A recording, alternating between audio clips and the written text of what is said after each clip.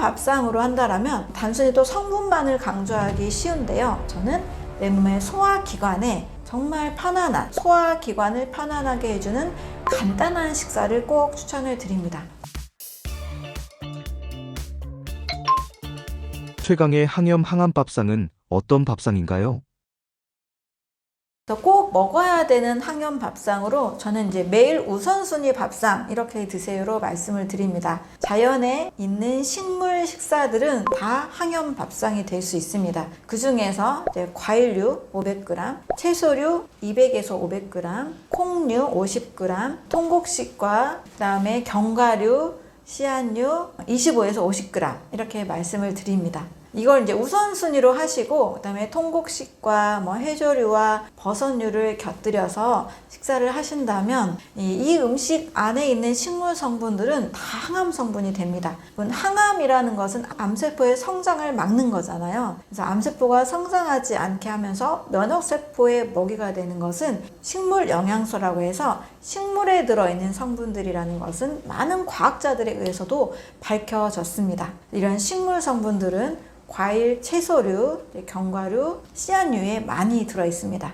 그래서 이제 우선순위 밥상으로 아까 말씀드린 비율들을 꼭 먼저 챙겨 드시고 나머지 음식들은 조금 자유롭게 드셔도 좋겠습니다. 또 항암 밥상으로 한다면 단순히 또 성분만을 강조하기 쉬운데요. 저는 내 몸의 소화기관에 정말 편안한, 소화기관을 편안하게 해주는 간단한 식사를 꼭 추천을 드립니다. 골고루 잘 먹어야 건강하다는 세포 속의 영양 성분의 상태입니다. 식사법의 방식이 아닙니다. 그래서 한 번에 드실 때 정말 반찬 두세 가지 정도로 정말 단순한 식사로 하신다라면 그 자연에 담겨있는 음식들이 완전히 소화가 돼서 그 성분들이 세포 속에 고스란히 영양소가 될 수 있습니다. 완전 소화 밥상 식사법을 꼭 기억하시고 단순하게 자연의 음식으로 잘 드시기 바랍니다. 그래서 항암 식단, 매일 드시는 그런 자연의 음식들이 항암 식단이라는 것을 기억하시고 맛있게 드시기 바라겠습니다. 행복한 장수의 삶, 어떻게 만들어갈 수 있을까요? 미국의 내셔널 지오그래픽의 댄 뷰트너라는 연구원에 의해서 장수마을이 이제 발견이 됐죠. 블루존이라고 하는 곳입니다. 세계 5대 지역, 최근에는 이제 6대 지역까지 늘어나게 되는데요. 이 장수하는 사람들이 그냥 장수만이 아니고 굉장히 행복하게 그리고 병 없이 질병에 걸리지 않고 장수하는 패턴을 발견하게 됩니다. 근데 이 사람들이 공통적으로 가지고 있는 비슷한 규칙들이 있다는 거예요. 그래서 9가지를 발견하게 됐는데요. 첫 번째는 자연스러운 움직임을 다 가지고 있었습니다. 우리는 지금 어떤 헬스장이나 또 규칙적인 운동 시간을 정하고 또 어떤 장소에 가서 운동하는 것이 약간 보편화가 됐잖아요. 그러나 예전에는 운동이 건강과 상관관계가 있다라는 것이 사실 밝혀진 게 그렇게 오래된 역사가 아닙니다. 그 전에는 장수하는 사람들 살펴보니 일정하게 피트니스나 규칙적인 운동을 하는 것이 아니고 늘 삶에서 적당한 수준의 운동이 늘 되고 있는 환경에서 살고 있었던 거죠. 직업적으로 양치기를 한다든지 또는 취미 활동으로 정원을 가꾼다든지 텃밭에서 계속 채소를 가꾸는 활동을 하고 있다든지 해서 계속 몸이 자연스럽게 움직이는 환경에 처해 있다. 이것이 장수의 가장 중요한 첫 번째 공통적인 규칙이 됩니다. 두 번째는 하라하치부라고 해서 전체 음식의 80%만 섭취하는 방법입니다. 물론 우리가 소식이 몸에 좋다라는 것은 잘 알고 있긴 하잖아요. 근데 이것을 직접 실천하는 것은 또 굉장히 어려운 도전으로 삼고 있습니다. 근데 장수한 사람들을 보면 일단 음식을 좀 천천히 오래오래 씹으면서 또 대화를 나누면서 행복한 모습으로 또 그렇게 과식하지 않는 모습을 보여주고 있습니다. 그래서 전체 음식의 내 위에 80% 정도 너무 배부르다라는 느낌이 아니라 배고픔이 가셨다 정도 이만하면 됐다 라는 정도의 음식만 섭취하는 모습을 볼 수 있습니다. 세 번째는 채식 위주의 식단입니다. 약 90에서 95% 정도는 자연식으로 순수한 식물 위주로 식사를 합니다. 육류나 가공식품은 이제 거의 먹지 않고 있는 모습을 확인할 수가 있고, 그렇다고 육류를 아예 안 먹는 건 아니고요. 뭐 한 달에 한두 번, 그리고 하루에 먹는다 하면 50g 이내로 굉장히 소량 섭취하는 것을 볼 수가 있습니다. 대부분은 과일이나 채소나 또 통곡물, 그리고 콩, 견과류, 씨앗류 이런 것들을 많이 섭취하고 있고, 올리브유나 견과류를 굉장히 하루에 많이 섭취하고 있는 모습을 볼 수 있습니다. 네 번째로는요, 실천하기 쉬운 게 될 수 있는데요. 와인 한두 잔 마시기입니다. 적포도주라고 해서 그 지역에서 생산한 포도를 가지고 포도주를 만들어서 하루에 한 잔 정도, 많으면 2잔 정도까지 먹게 되는데요. 이 사람들을 보면 이 와인을 마시면서 그 분위기가 더 중요한 것이 저는 더 느껴졌던 것 같아요. 와인 자체를 혼자 스트레스를 풀기 위해서 마시는 분위기보다는 여러 사람들과 함께 즐거운 대화를 하고 웃으면서 굉장히 여유 있게 자연 속에서 테이블 위에서 굉장히 여유 있는 와인 마시는 모습이었습니다. 그리고 이제 와인 속에 들어있는 폴리페놀, 항산화 성분이 심혈관 건강에 도움을 준다. 프랑스 사람들이 많이 하고 있는 모습이잖아요. 그래서 와인 한두 잔 정도를 저는 여유 있게 마신다, 즐겁게 웃으면서 마신다. 이것이 더 중요한 포인트로 생각이 됩니다. 다섯 번째는요, 삶에 대한 모습입니다. 인생의 목표를 가지고 의미를 가지고 사는 삶을 모두 다 취하고 있었습니다. 근데 이것을 표현하는 이제 용어들이 일본의 오키나와와 또 니코야 지역에서는 굉장히 중요한 말이 있었습니다. 오키나와에서는 이키가이라고 해서 삶을 살아가는 보람을 갖자였어요. 우리가 어떤 일을 할 때 보람 없이 정말 어떤 돈만 위해서, 이거는 행복하지 않다는 걸 다 느끼고 있잖아요. 근데 뭔가 보람을 위해서 했을 때는 설령 뭐 돈이 좀 적더라도 또는 봉사를 하더라도 그것이 삶에서 중요하다는 것은 경험을 해봤을 겁니다. 그래서 이키가이라 그래서 삶을 살아가는 보람, 이것을 굉장히 중요하게 이야기를 하고 있습니다. 또 블루존 중에 하나인 코스타리카 니코야에서는 플란드 비다라고 해서 어떤 삶의 계획을 중요하게 이야기합니다. 넌 어떤 삶의 어떤 목적을 가지고 있어? 일일 계획 짜는 그런 게 아니고요. 삶의 어떤 큰 목적, 나는 왜 살아가게 되는지, 나는 어떤 사명이나 어떤 소명의식이 있는지, 이런 것들을 이야기를 하고 있습니다. 그래서 좀 시간을 내서 내 삶 전체에 대한 목적들, 또 어떤 삶의 보람들, 이런 것들을 찾아가는 것이 수명과 또 건강에 있어서 굉장히 직결된다는 것을 보여줍니다. 실제 1999년 12월 31일 이 직후에 수많은 노인들이 사망했다라는 그 통계가 있습니다. 한때 우리가 2000년이 되기 전에 밀레니엄 버그라는 말도 있었는데, 뭔가 인류의 종말설이 나왔던 적이 있었어요. 그 당시만 해도 2000년대 이후에 사람이 살아갈 수 있을까? 컴퓨터가 문제가 생기고 뭔가 지구에 아주 큰 이변이 오는 것처럼 느꼈던 시절이 있었습니다. 그때 많은 노인들이 이 생에 대한 불안감을 느끼고 삶의 어떤 의미나 목적이나 이런 걸 느끼지 못하니까 이게 사망으로도 연결된 통계까지 있을 정도입니다. 따라서 어떤 삶에 대한 보람이나 어떤 목적성을 가진다는 것, 또 이런 대화를 하면서 찾아간다는 것은 굉장히 우리의 건강에 또 우리 삶에 직결되는 중요한 요소로 볼 수 있습니다. 여섯 번째는 이제 느리게 살기예요. 사실 우리 요즘 시대와 정말 반대되는 말이죠. 느긋하게 마음을 먹고 스트레스 없이 여유 있게 살아가는 겁니다. 느리게 산다는 거는 절대 한국인에게 빨리빨리 문화가 너무나 알려진 우리 한국인들에게는 정말 반대되는 말인데요. 이 느리게 살아가는 모습이 공통적인 장수인, 건강한 장수인들의 모습이었습니다.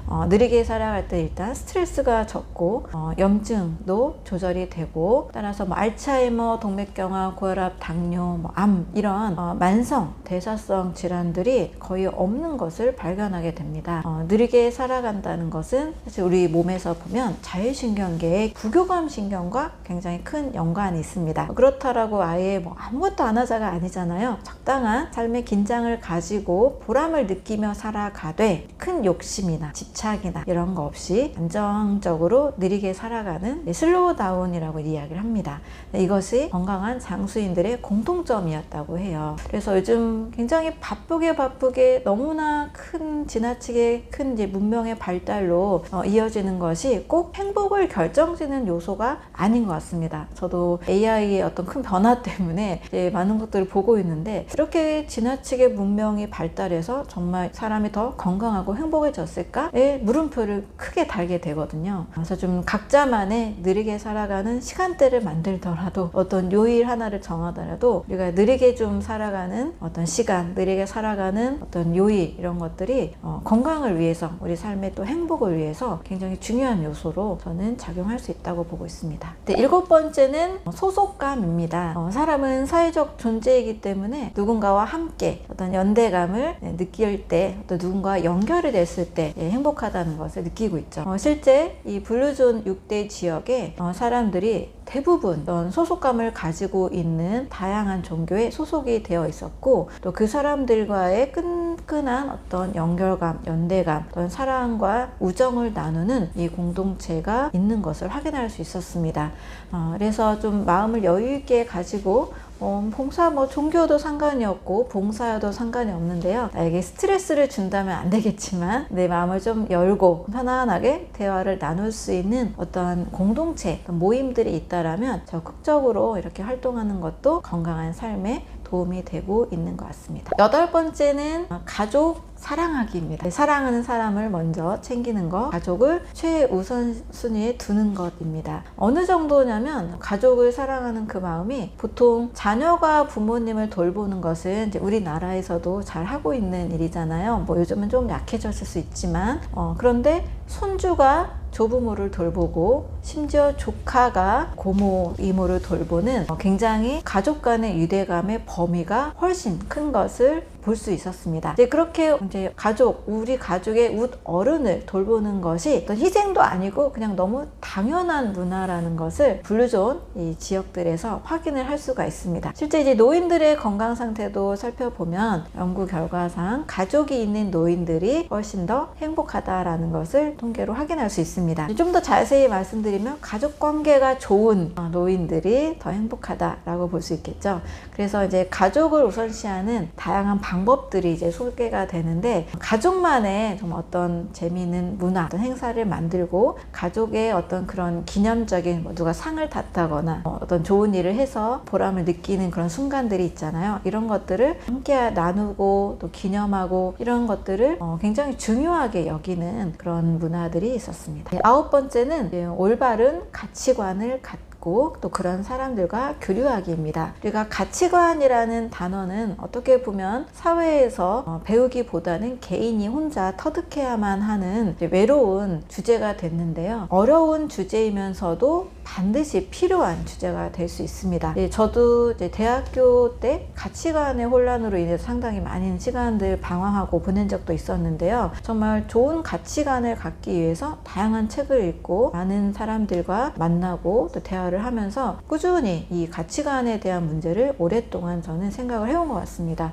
그런데 이 가치관 없이 살아간다라면 굉장히 혼란스러울 것 같아요. 좋은 가치관, 또 좋은 철학을 먼저 세우는 것이 우리 인생에 있어서 정말 중요한 나침반 같은 역할을 할 수 있는데요. 나의 가치관을 세우고 또 이 가치관을 대화할 수 있는 사람, 저는 이제 그런 대화들을 상당히 좋아하고 그런 교류들을 좋아하는 편인데, 그런 사람들과 함께하는 것이 건강하게 장수하는 사람들의 공통점이었다고 합니다. 이 블루존의 건강한 장수인들의 9가지 규칙을 보면, 그거는 하나의 음식, 운동 하나, 이런 것들이 아니고 이제 삶에 대한 내용들이 절반 이상을 차지합니다. 그래서 건강한 삶을 함께 만들어가면서 건강에 좋은 식습관과 또 몸을 많이 활동적으로 움직이는 그런 모습들이 함께 종합적으로 작용한 결과라고 볼 수 있습니다. 건강에 이르는 길이 어려워 보이지만 사실 좀 단순하게 몸과 마음, 삶의 질서, 어떤 균형을 찾아가는 쪽으로 선택을 하신다라면 조금은 좀 쉽게 또 편하게 도달할 수 있지 않을까라고 생각이 됩니다.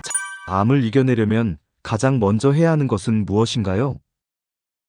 가장 먼저 해야 되는 한 가지, 정말 너무너무 중요하게 제가 말씀드리는 것은 바로 완전 소화입니다. 완전히 소화가 잘 되는 것이 바로 영양소를 흡수시키고 또 몸 전체의 면역력과 체력을 올려주고 또 암 환자의 이 정신 건강에도 긍정적인 반응을 만들어낼 수 있기 때문입니다. 그럼 완전 소화는 어떤 상태를 말하는 걸까요? 일단 식사 후에 속이 편해야 됩니다. 방귀나 트름이 자주 나오지 않고 변비나 설사를 하지 않고 건강한 변까지 보는 상태, 그리고 식사 후에도 에너지가 계속 유지되는 상태를 우리는 완전 소화라고 할 수 있습니다. 한마디로 식사하고 나서 에너지가 늘 보충이 되기 때문에 굉장히 희망이 생기는 몸이 된다라고 할 수 있습니다. 이 완전 소화는 어떻게 해야 될지 5가지로 말씀을 드릴게요. 네, 첫 번째는 먼저 소화기관을 쉬게 하는 식사를 해야 됩니다. 네, 소화기관을 쉬게 한다? 소화기관을 우리는 일 시키려고 늘 생각을 하잖아요. 먹기만 하면 소화기관이 일을 하니까. 하지만 완전 소화를 하려면 소화기관이 튼튼해야 돼요. 그러려면 너무 자주 일을 시키면 안 됩니다. 우리는 먹어야 된다, 잘 먹어야 된다, 이것 때문에 소화기관이 얼마나 지칠지, 얼마나 과로하는지를 계산하지 않는 경향이 있습니다.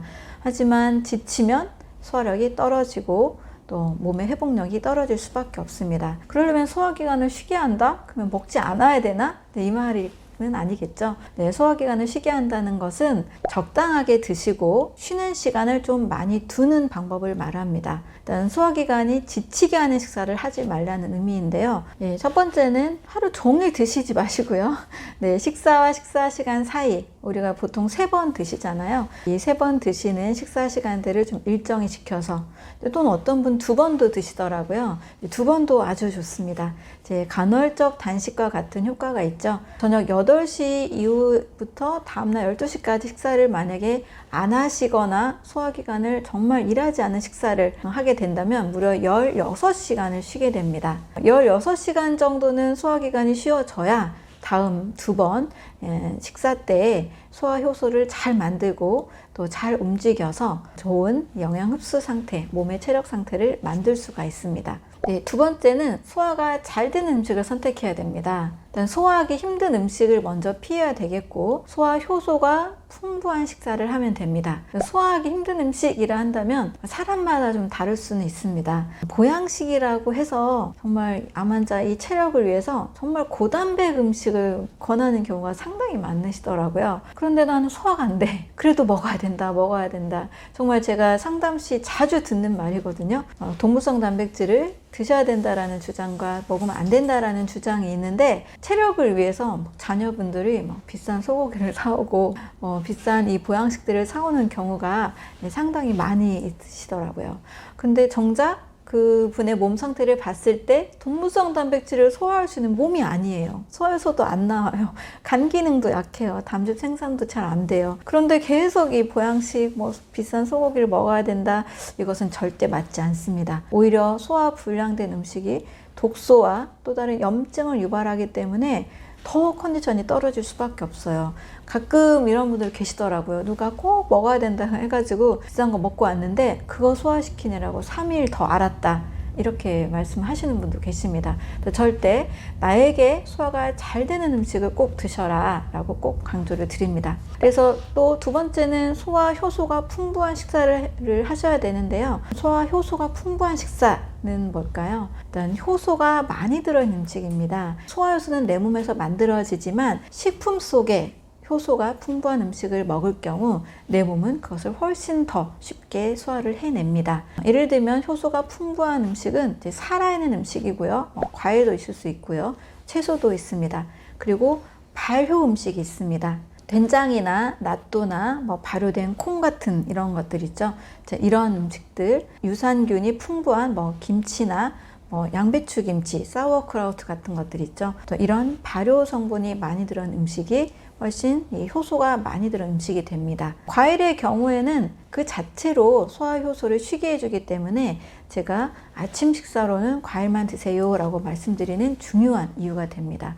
효소가 매우 풍부하죠. 채소의 경우에는 생채소가 소화가 잘 되는 분은 그렇게 드셔도 좋지만 위가 너무 약하고 또 또 장 기능도 약하고 또 예민한 분들의 경우에는 익힌 채소를 드세요라고 말씀을 드립니다. 생채소가 좋다 그래서 열심히 드시고 가스가 차도 드시고 트림이 나도 드시고 체중이 막 줄어들어도 드시는 분들이 계시더라고요. 그래서 좀 말리고 싶습니다. 체중이 너무 줄고 가스나 트림이 너무 심하게 나올 경우에는 생채소 대신에 꼭 익힌 채소를 드시고 따뜻하게 드시는 것을 꼭 추천을 드립니다. 세 번째는 천천히 드시고 50번 씹는 식사입니다. 성격이 좀 급한 분들이 계시죠. 여전히 이제 암 환자의 식단을 하셔야 되는데도 급하게 빨리빨리 드시는 분이 계시는데요. 일단 천천히 드시는 식사 그리고 50번 씹는 식사는 우리 몸의 소화기관을 굉장히 쉬게 해주면서 완전 소화로 이끌어줍니다. 일단 소화의 시작은 위장이 아니고요. 입에서부터 시작됩니다. 침에 탄수화물의 소화 효소가 많이 들어있잖아요. 이 아밀라야제가 있기 때문에 입에서부터 50번 꼭꼭 씹는 식사를 한다면 굉장히 이 소화기관이 위에서 또 췌장에서 많이 쉴 수가 있습니다. 그래서 저는 꼭 50번, 무른 음식은 30번일 수도 있고요. 50번, 어떤 딱딱한 음식은 100번일 수도 있는데요. 목표는 입에서 죽이 될 때까지 다 씹어서 그 다음에 삼키는 방법입니다. 일단 급하게 드실 경우에는요, 만약에 당 성분이 있는 음식이다 그러면 이제 혈당도 빨리 올라가고요. 인슐린 저항성이 또 같이 오게 됩니다. 일단 암세포는 정제된 당분을 주로 먹긴 하지만 혈당 스파이크가 올라가는 환경, 인슐린이 많이 분비되는 환경에는 더 암세포가 자랄 수가 있기 때문에 꼭 주의를 하시는 것이 좋습니다. 그래서 천천히 드실 경우는 괜찮아요. 천천히 드시고 자연 당분을 드시고 그다음에 50번 꼭꼭 씹기, 매우 중요한 식사 방법이 될 수 있습니다. 네 번째는 완전 소화를 위해서 꼭 스트레스를 관리하시라고 말씀을 드립니다. 꼭 암 환자가 아니어도 우리가 어떤 긴장을 하거나 불안하면 소화가 안 되고 체하는 경우들이 있잖아요. 교감신경이 항진된 상태에서는 소화효소가 나오지 않습니다. 반드시 교감신경이 항진되지 않은 상태, 이완되는 상태, 부교감신경 상태로 만드셔서 식사할 때만큼은 모든 걱정도 다 내려놓으시고 마음도 다 내려놓으시고 그냥 이 순간 현재에 집중하시는 것을 추천을 드립니다. 그래서 이 음식의 맛을 잘 천천히 씹으면서 맛을 느끼시고 향도 맡아보시고 또 식감도 잘 느끼시고 마인드풀 이팅이라 그래서 온전히 음식 명상처럼 온전히 이 시간에만 집중하는 겁니다. 안정된 마음으로 편안한 마음으로 식사를 하실 때에는 일단 소화효소가 잘 나오게 됩니다. 부교감신경이 활성화되면서 소화효소, 소화흡수, 영양소 흡수가 잘 일어나기 때문에 반드시 스트레스 관리 꼭 중요하다고 말씀드립니다. 다섯 번째는 완전 소화를 위해서 장 건강도 함께 꼭 신경을 쓰시면 좋겠습니다. 장은 이제 소장과 대장 두 가지로 볼 수 있고요. 이제 소장 건강을 위해서는 점막 흡수 능력이 매우 중요합니다. 그래서 제가 점막 재생을 잘해야 된다라고 이제 말씀을 드리는데요. 점막 재생에 좋은 음식은 노란색 음식입니다. 베타카로틴이 많은 음식들이 세포 재생에 도움이 됩니다.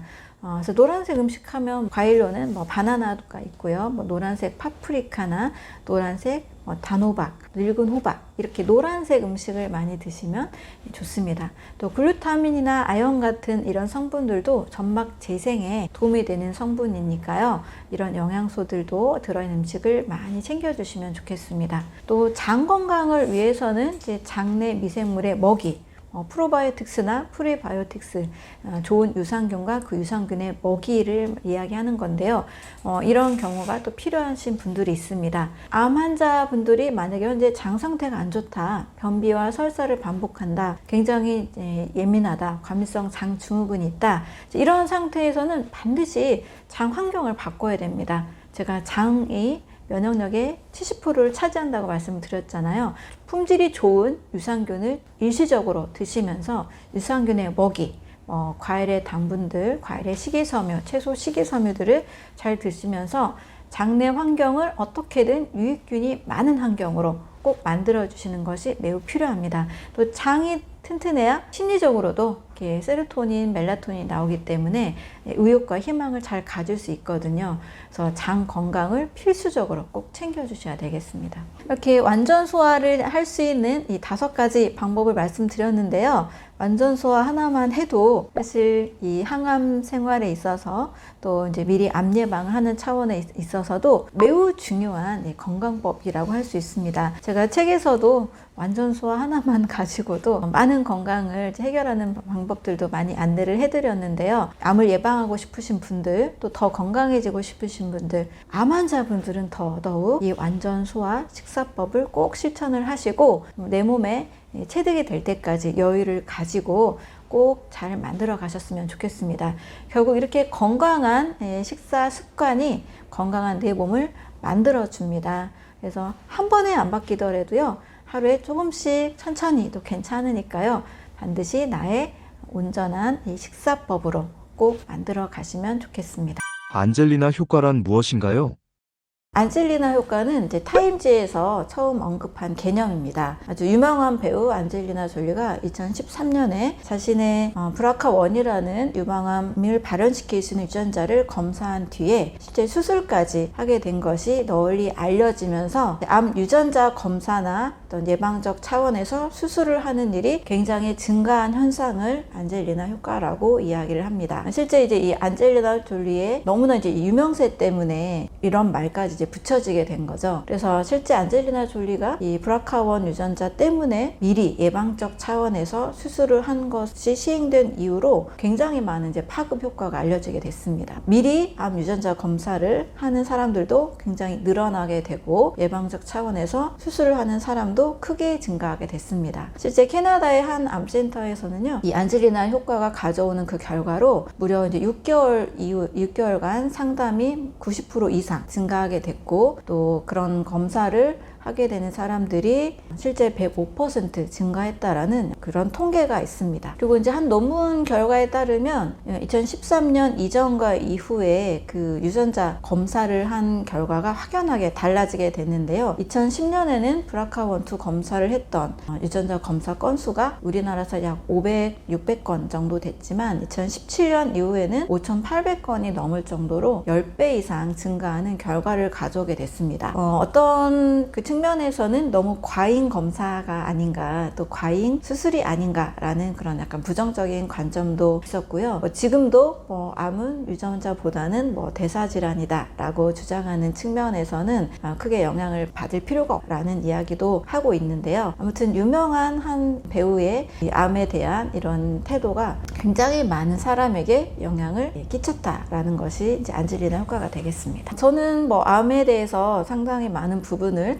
대사질환으로 보고 있기 때문에 실제 상담을 했을 때 암에 걸렸던 분들이 정말 음식관이나 무질서한 이 생활 때문에 오신 분들은 수가 굉장히 적었거든요. 대부분 음식도 적당히 잘 드시고 생활적인 부분에서도 너무 무질서하기보다 정말 잘 지키는 그런 모범생 같은 이런 분들이 심한 스트레스를 받았을 때 이제 암이 생긴 경험들을 많이 직접 이야기를 해주십니다. 그러다 보니 이런 유전자가 암의 상태에서 많이 나타나는 경향은 있을 수 있으나 이것이 암의 직접적인 원인이다 라고 보는 차원은 여기에 힘을 싣고 있지는 않습니다. 물론 좀 조심해야 될 수는 있으나 이것이 직접적으로 유방암을 일으키고 난소암을 일으킨다. 후성 유전학적 관점에서도 유전자 자체보다는 유전자가 발현되는 환경이다 라고 보고 있기 때문에 굳이 그럴 필요가 있었을까 라는 생각을 저는 합니다. 그래서 어떤 유전자 검사를 미리 불안한 마음에 미리 하실 수는 있으나 계속 저는 강조하는 대로 정말 마음의 편안함을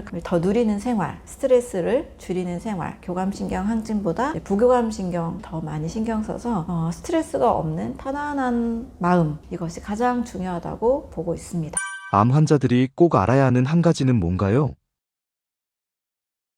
후성 유전학은 유전자의 염기 서열은 그대로 가지고 있지만 그 유전자를 발현시키는 어떤 환경적 요인, 생활 습관, 식이, 식습관, 운동, 스트레스, 공기, 이런 다양한 환경에 의해서 유전자가 발현되는 현상을 연구하는 학문입니다. 실제 이 후성 유전학을 대표하는 그런 유명한 문구들이 몇 개가 있는데요.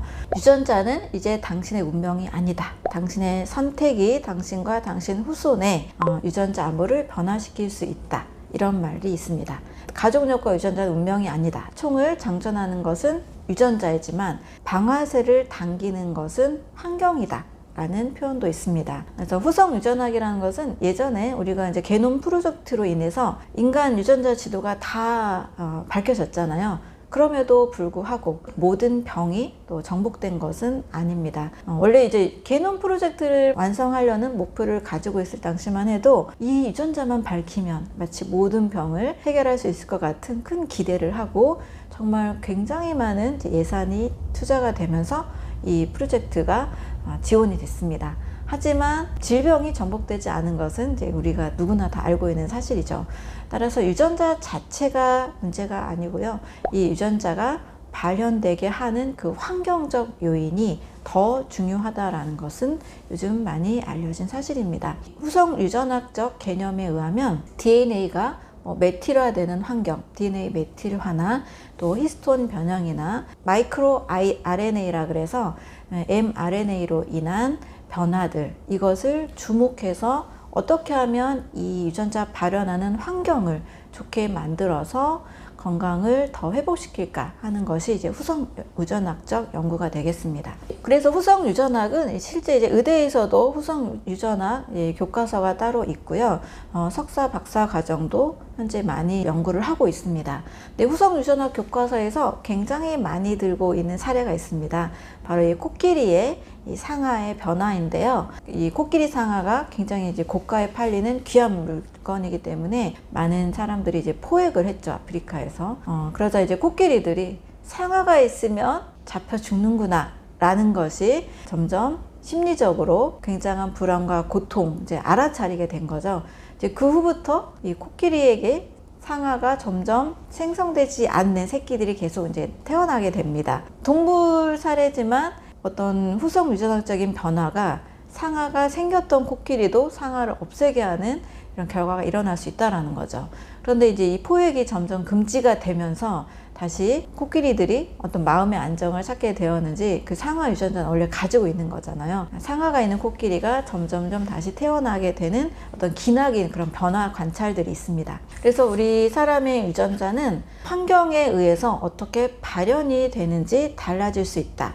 그래서 질병을 가진 유전자라 할지라도 그 질병을 가진 유전자가 100% 발현되는 것이 아니고 나쁜 환경에 의해서 발현이 됐을 때 그 질병을 가진 유전자가 생길 수도 있고, 심지어 안젤리나 졸리가 가지고 있었던 BRCA1, 2 유전자가 있었다 할지라도 굉장히 몸을 건강하게 만들고 스트레스도 없애는, 마음을 편안하게 만드는 환경을 만들었을 때 그 유전자가 발현되지 않아서 유방암에 걸리지 않을 수도 있고 라는 것을 이제 연구하고 있는 것이 이제 후성 유전학이라고 할 수 있습니다.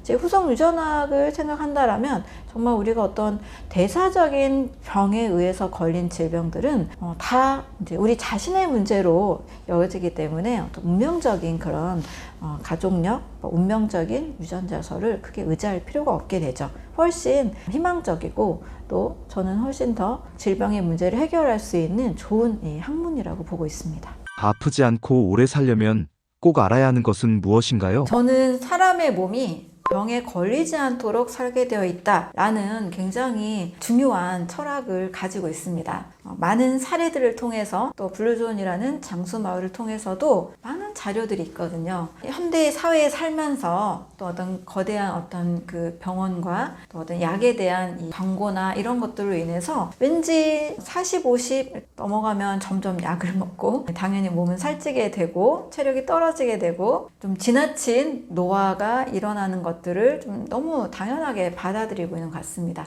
하지만 사람의 몸은 당연히 약을 먹어야 되고 당연히 병에 걸려야 되는 것이 아닙니다. 그래서 내가 아프지 않고 건강하게 오래 사는 게 중요한 거잖아요. 어떤 분은 오래 사는 것도 별로 오래 살고 싶지 않아. 벽에 똥칠할 때까지 살고 싶지 않아. 길게 사는 게 관심이 없어. 이렇게 말씀하시는 분도 계시지만 사람은 아픈 채로 약을 먹으면서 살아가는 수명이 사실 지금 길어지고 있는 시대에 우리가 살고 있습니다. 수명이 어찌됐든 간에 살고 있는 동안은 약을 먹지 않고 건강하게 사는 것이 저는 중요하다고 보는 겁니다. 아프지 않고 건강한 수명을 유지하기 위해서는 예방하는 것에 더 신경을 써야 되는 거죠. 사람의 몸은 한순간에 병에 걸리지 않습니다. 하루아침에 병에 걸리는 그렇게 허술한 몸이 아니에요. 만성적으로 대사에 이상을 보여주면서 피곤하고 면역력이 떨어지고 스트레스를 너무 오래 받고 쭉 체력이 떨어진 피로감이 계속 누적이 되면서 어느 날 이제 병을 발견하게 되는 거지, 하루아침에 건강하다 갑자기 다음날 암 환자 이런 분은 사실 거의 없다고 보시면 됩니다. 그러기 위해서는 예방이라는 것에 관심을 가질 필요가 있습니다. 충분히 예방이 가능하다라는 거죠. 우리 몸에서 소소하게 나타나는 증상들을 잘 관찰해 보면 됩니다. 요즘 좀 피곤한데, 요즘 체력이 좀 떨어졌는데, 요즘 좀 다리가 붓는데, 두통이 이렇게 좀 오래가지, 좀 변비가 좀 계속 몇 달째 유지되네, 이렇게 내 몸은 계속 신호를 보내줍니다. 이런 신호들을 보낼 때 알아차리고 관리를 하시면 큰 병 안 가거든요. 큰 병까지 갈 이유가 없습니다. 그래서 소소하게 보내주는 내 몸의 신호들, 그러기 위해서는 정말 저는 꼭 자기 자신을 관찰하고 사랑하는 마음을 꼭 가지시라고 말씀을 드리고 싶어요. 나를 관찰하지 않고 너무 지나치게 워커홀릭이 된다거나 나 외에 너무 다른 사람만 돌본다거나 너무 희생적인 우리 부모님들 많이 계시잖아요. 너무 나를 사랑하지 않아서 늘 막 가공식품을 달고 산다거나, 이제 이러면 사실 이제 우리 몸이 빠르게 이제 병에 걸리는 몸으로 바뀔 수밖에 없습니다. 그래서 일상적인 나의 삶을 살아가실 때 정말 우리 건강만큼 소중한 게 없다 이 얘기를 많이 하지만, 건강만큼 또 모르고 돌보지 않는 것도 없는 것 같아요. 물론 건강을 관심 가지시는 분들도 많이 계시지만, 정말 일상에서 좀 체력이 떨어졌을 때, 피곤할 때, 소소한 증상들을 보낼 때, 그때 반드시 이제 관리를 하시면 우리는 이제 큰 병까지 갈 필요가 없습니다. 그래서 소소한 증상들을 보낼 때 예방에 관심을 가지시면 좋겠습니다. 암은 유전이 아닌 대사 질환인 이유는 무엇인가요? 네, 암에 대한 유전자는 600만 개가 더 넘는다라는 연구 결과가 있습니다.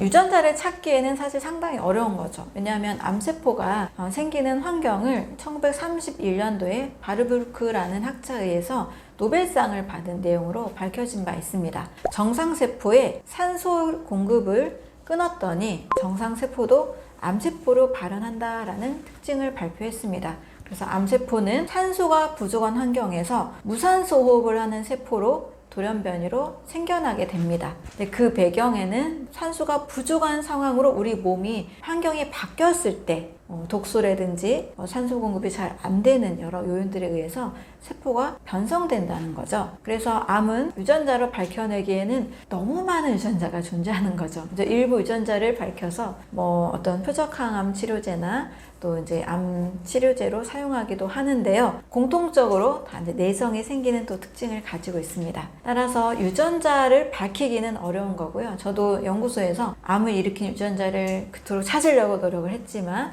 특정 단백질과 유전자를 찾는 것은 굉장히 어려운 일이었습니다. 대신 우리 몸이 여러 환경에 의해서 독소가 많아지는 요인들이 됐을 때 인체는 산소호흡을 하지 않고 무산소호흡을 하면서 암이 발생하게 됩니다. 보스턴 대학의 토마스 세이프리드는 2014년경에 암은 대사질환이다 라는 책을 발표를 했습니다. 암세포의 특징을 보니까 암세포는 정상세포와 확연하게 다른 세포 대사를 하고 있고, 특히 미토콘드리아 기능이 손상된 상태라는 것을 발견을 했습니다. 그래서 암세포의 미토콘드리아를 정상세포에 이식을 했더니 정상세포도 암세포로 바뀌는 거예요.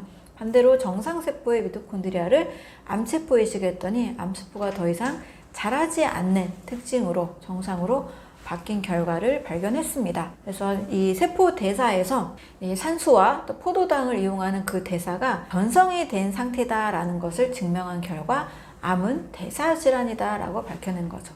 또 2010년경에 후성 유전학이 발표가 됐죠. 후성 유전학은 DNA 그 자체보다 DNA가 발현되는 그 과정, DNA 메틀화, 히스톤 단백질화라는 이 과정을 통해서 비정상적인 단백질, 새로운 단백질로 만들어진다라는 결과를 발표했습니다. 후성 유전학이라는 것 자체가 바로 유전자가 발현되는 그 환경이 중요하다라고 이야기를 하고 있기 때문에 여러 다양한 연구 결과, 1930년도부터 2010년, 2014년 여러 연구 결과들이 모두 공통적으로 암은 유전질환이 아니라 대사질환이다라는 것을 이야기하고 있는 거죠. 또 최근에는 저에게 이제 많은 환자들이 오시는데 가족력이 하나도 없는데 저는 암이 생겼어요. 이렇게 말씀하시고요. 그 이야기로는 이제 나의 신진대사, 내가 좀 나쁜 생활 습관을 가지고 있었어요 라고, 또는 스트레스를 많이 받았어요, 이렇게 많이 말씀들을 해주고 계십니다. 그래서 제가 연구한 바, 또 연구 자료들, 또 많은 환자들을 통해서 어떤 인체의 세포기능, 또 신진대사 문제로 인한 암세포가 생기는 거고, 암세포는 환경에 의해서 결정이 된다라고 볼 수 있습니다.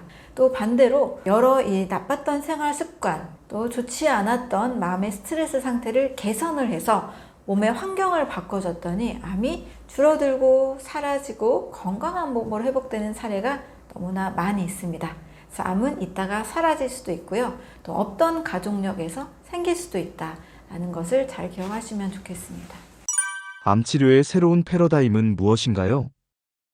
암 치료가 이제 최근에 3세대 이제 항암제까지 치료를 많이 하고 있는데요. 1세대는 세포독성 항암제라고 해서 좀 부작용이 좀 심한 거는 모두 알고 계시죠?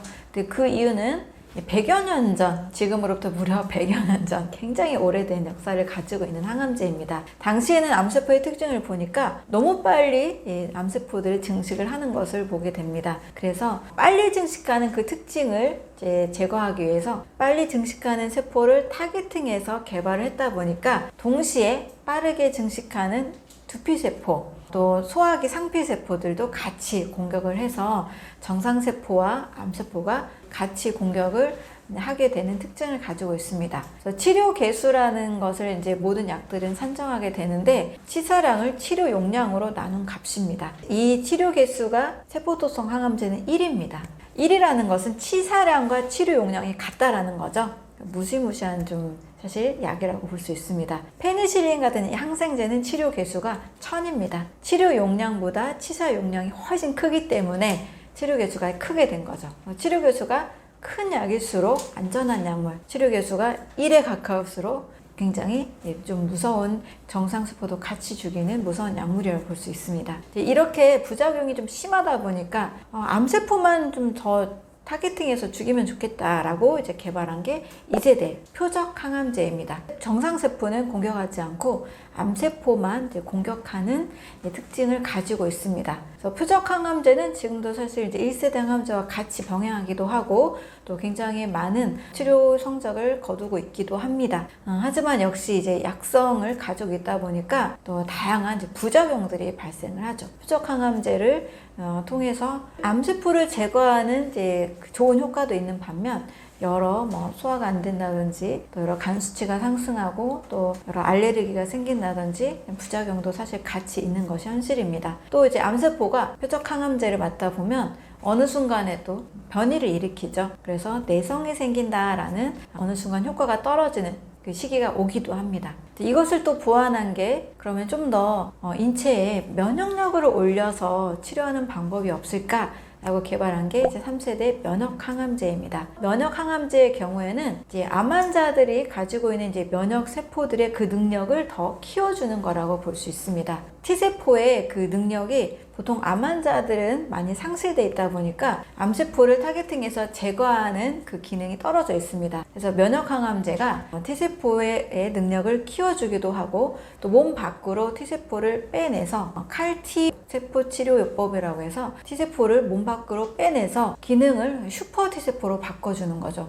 다시 몸 안으로 넣어주는 역할을 해주는 치료가 있기도 합니다. 인체의 가장 자연스러운 면역력을 올리고 면역세포를 키워주는 측면에서는 이제 면역항암제가 상당히 좋은 안전한 약물이라고 할 수 있습니다. 하지만 이것도 역시 인위적으로 이 T세포, 면역세포들을 더 활성화시켜주다 보니까 오히려 과면역이 일어나기도 하고 여러 면역 부작용들이 생기기도 합니다. 가장 자연스럽게 어떤 항암 치료도 같이 병행하면서 동시에 인체의 면역력을 일단 음식을 잘 먹고 건강한 세포를 분열하는 신진대사 강화, 인체의 면역력을 자연스럽게 올려주면서 병행하시는 것이 가장 부작용도 적고 또 이 항암제의 그런 독성들, 그 부작용들을 잘 이겨낼 수 있는 방법이라고 볼 수가 있습니다. 암 환자의 비관적인 생각을 바꾸는 방법이 있을까요? 하버드 의대 마인드바디 연구소에서 나온 결과입니다. 정신질환과 신체 질병의 98%는 생각 습관 때문이다 라고 발표했습니다. 신체 질병 그리고 정신질환, 우리가 사람마다 어느 생각 패턴들이 다 좀 어느 정도 고착화가 되어 있죠. 어떤 결과가 왔을 때 그것의 긍정적인 측면을 더 많이 생각하는 사람이 있는가 하면, 좋은 결과가 와도 그걸 또 부정적으로 말씀하시는 또 패턴을 가진 분들이 또 있으시더라고요. 당연히 나쁜 결과가 있을 때는 나쁘게 생각하는 패턴을 가지신 분들이 있습니다. 그래서 삶을 비관적으로 이미 안 될 거야 라고 결정을 하신 마음 상태에서는 몸도 그렇게 나올 수밖에 없습니다. 우리가 마음먹은 대로 된다라는 말을 많이 하잖아요. 또 뭐 꿈은 이루어진다 이런 말을 많이 하잖아요.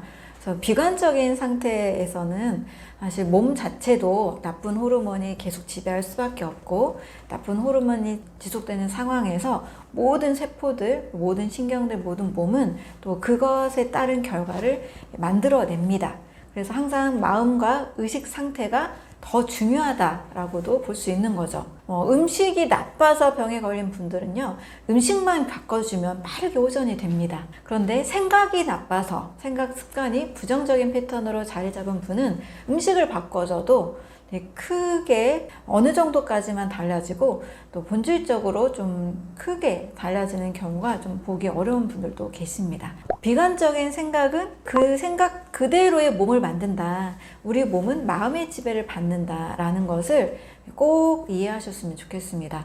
그래서 이런 분들이라면 일단 인체의 원리를 제가 꼭 말씀을 드리거든요. 건강한 생각과 건강한 음식은 건강한 세포를 만들고요. 나쁜 음식과 나쁜 생각은 나쁜 세포를 만들어냅니다. 우리의 세포는 내가 주입한 음식과 생각 패턴대로 만들어집니다. 그러면 이왕이면 두 가지 중에 하나잖아요. 건강한 음식과 건강한 생각을 주입하는 것이 늘 세포 분열이 일어나는 우리 몸에 있어서 중요한 요소라고 볼 수 있죠. 굳이 나쁜 걸 선택할 필요가 없다는 겁니다. 내가 선택한 대로 현실이 만들어진다라는 그 원리를 저는 믿고 있습니다. 그래서 건강한 음식과 함께 건강한 생각, 반드시 원리를 잘 이해하시고 그 원리를 이해하신 만큼 실천을 하신다면 좋은 결과가 올 수 있습니다. 구독자분께서 남겨주신 댓글입니다. 다린님의 질문입니다. 채소에 렉틴 성분, 특히 가지과에 많다고 하는데 과일에는 채소에 비해 없나요? 정말 궁금한데 아시는 분 알려주시면 고맙겠습니다. 네, 렉틴 성분은 일부 채소에, 특히 토마토나 가지과에 있는 것으로 알려져 있습니다. 그래서 과일 중에는 채소이긴 하지만 토마토에 들어있고요. 채소류를 일부 사람들에게는 이 렉틴이 맞지 않는 경우들이 있습니다. 한때 이제 렉틴이 모든 사람에게 나쁘다라고 이야기한 그런 분야도 있었는데, 저는 이제 그보다는 내가 채소 섭취를 했을 때 불편함이 온다라면 이제 그 채소들은 좀 조심해 주시는 것이 필요하다고 봅니다. 과일 먹고 내가 배가 아프거나 몸이 차가워진다거나 이렇게 불편한 과일이 있다라면 저는 그런 과일은 빼라고 말씀을 드립니다. 렉틴 성분은 주로 토마토나 가지 성분에 있는 것으로 알려져 있고요. 네, 그런 것이 맞지 않는 분들은 드시지 않는 것이 좋겠습니다. 구독자분께서 남겨주신 질문입니다. 또 다린님의 다른 질문인데요. 아침과일 식사 1kg 정도 먹는데 너무 많은가요? 과당 걱정되는데 괜찮을까요? 과일의 과당은 인슐린 저항성에 문제를 일으키지 않고요. 우리 몸에서 에너지로 사용이 됩니다. 제가 아는 분은 하루에 2kg에서 3kg까지도 과일을 드신 분이 있었어요. 특히 면역계에 문제가 있는 분이셨는데 오히려 모든 면역계에 약으로 고칠 수 없었던 자가면역 질환이 치료가 된 사례가 있습니다. 하루에 1kg 정도면, 아침 식사를 1kg 정도면 하루에 500g씩 두 끼를 식사하는 분량이긴 하거든요. 과일 식사가 충분하게 소화가 잘 되고 크게 아프다거나 그러지 않는다라면 많은 양이라고 생각하지 않습니다. 드셔도 되고요. 그 외에 과당 섭취는 가공식품이나 정제탄수화물을 줄여가시면 됩니다. 그 이후에 만약에 빵을 드시고 과자를 드시고 또 밥을 많이 드신다, 그러면 좀 걱정이 됩니다. 하지만 과일 식사 하시고 또 그 이후에 식사가 그렇게 이제 당분 섭취가 많지 않다라면 이걸로 충분히 안전한 양이 될 수 있습니다. 구독자분이 댓글로 남겨주신 질문입니다. 당뇨약을 10년 가까이 먹었는데 어떤 부작용이 생길까요? 당뇨약의 경우에는 기전마다 좀 다릅니다. 주로 많이 드시는 게 메트포르민 있고요. DPP-4 억제제나 SGLT2 억제제 이런 것들이 있는데 약간 기전이 다르기 때문에 증상이 또 다를 수가 있습니다. 메트포르민 같은 경우에는 복부 팽만이나 위장관, 소화 좀 불편한 부분, 설사 같은 증상들이 일어날 수 있고요. 그리고 SGLT2 억제제의 경우에는 신장에서 당 흡수를 저해야 합니다. 그러다 보니까 굉장한 저혈당이 일어날 수가 있습니다. 당뇨약을 지나치게 이제 약물마다 좀 다르지만 오래 드시면서 제가 듣기로는 저혈당 증세를 겪는 분들이 좀 상당히 많았습니다. 당이 필요로 하는데 혈당을 낮추기 위해서 일부러 당 흡수를 막아버리잖아요. 그래서 필요한 당이 흡수가 몸에서 안 되는 거죠. 그러면 뭔가 부작용이 일어날 수 있겠죠. 그래서 이제 당뇨약을 드시면서는 반드시 식이요법을 꼭 병행하시는 것을 추천을 드리고 싶습니다. 구독자분께서 댓글로 남겨주신 질문입니다. 식물 견과류에서 나오는 옥살산이 신장을 파괴하고 내장기관을 위협한다고 하던데 설명 좀 부탁드립니다. 식물과 견과류 섭취를 굉장히 위험하게 이야기하는 어떤 일부 사람들에게서 나온 이야기 같습니다. 저는 옥살산을 사실 거의 계산하지 않고 먹습니다. 그런데 우리가 먹는 식물과 견과류의 양은 어느 정도 제한이 됩니다. 가공식품이나 양념을 많이 한 고기나 양념을 많이 한 반찬들의 경우에는 과식하기가 쉽거든요. 그런데 그냥 제가 말씀드리는 견과류 하루 25g, 많아야 50g, 과일과 채소 일정량 섭취, 자, 이것으로는 과식을 하기 어렵습니다. 저는 이렇게 10년 가까이 먹고 있지만 제 신장이 파괴되지 않았고 제 몸의 내장기관이 다치지 않았습니다.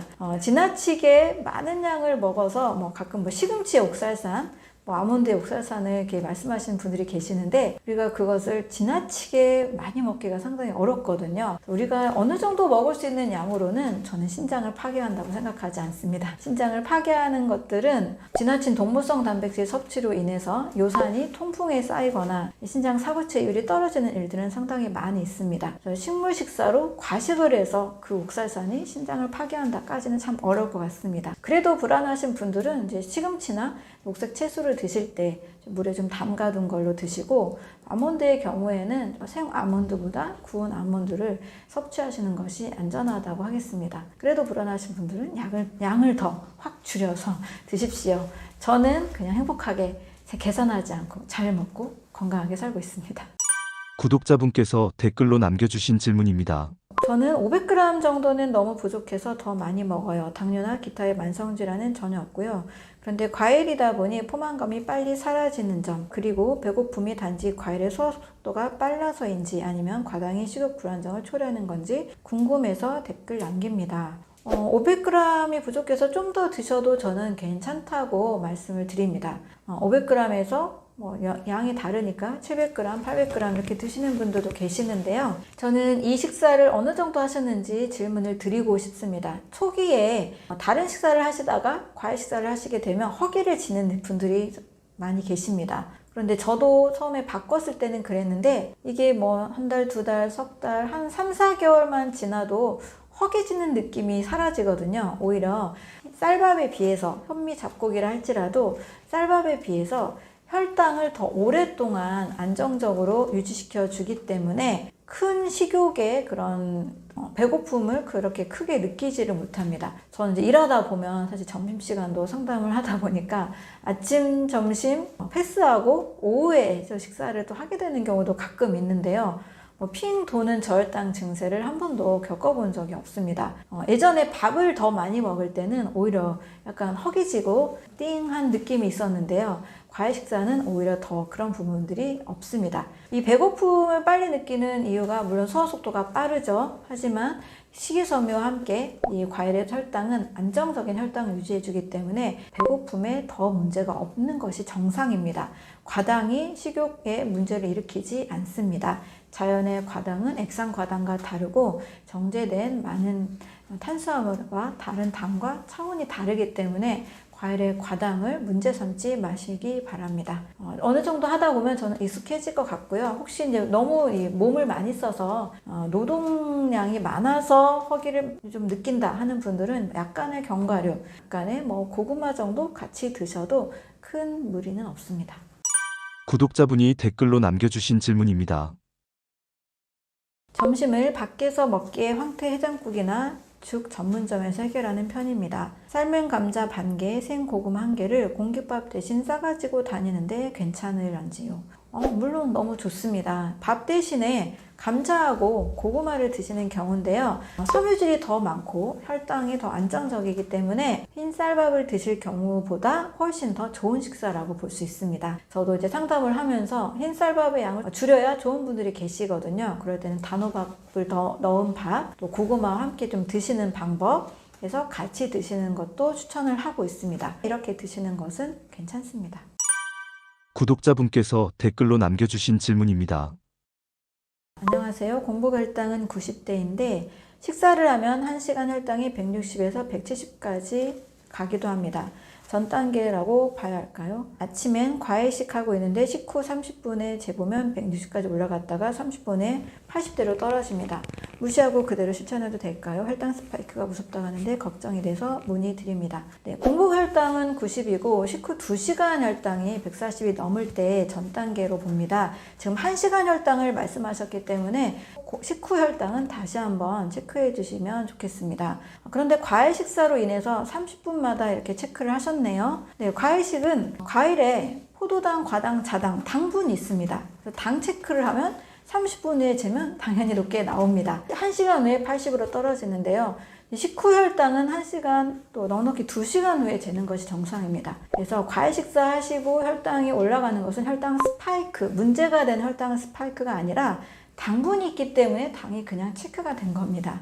과일 식사를 하고 혈당 스파이크가 문제라면 과일 식사하면서 당뇨에 걸려야 맞거든요. 근데 저나 저희 가족이나 또 많은 독자님들이 과일 식사를 하면서 당이 더 개선이 되고 10년 이상 과일 식사를 해도 당에 아무런 문제가 없습니다.